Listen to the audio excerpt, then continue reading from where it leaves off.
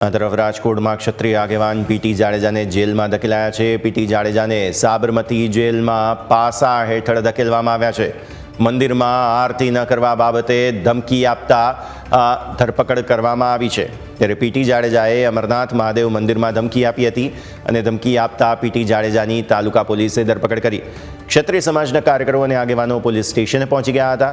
ક્ષત્રિય આગેવાન ડોક્ટર જયેન્દ્રસિંહ જાડેજાએ રોષ વ્યક્ત કર્યો અને કહ્યું કે સરકારે ઉતાવળિયું અને ખોટું પગલું ભર્યું છે.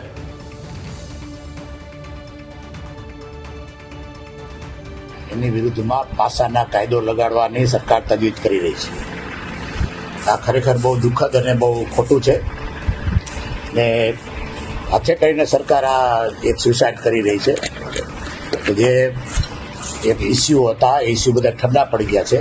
કે સરકાર સાથે ક્ષત્રિય સમાજને રાજપૂત સમાજને કાયમી કોઈ વાંધો નથી, છતાં સરકાર જો આવા પગલાં લેશે તો ક્ષત્રિય સમાજને રાજપૂત સમાજ સાથે અને કાયમી વાંધો પડશે અને બહુ મોટું ભરપાઈ ન થાય એવું નુકસાન સરકાર કરશે.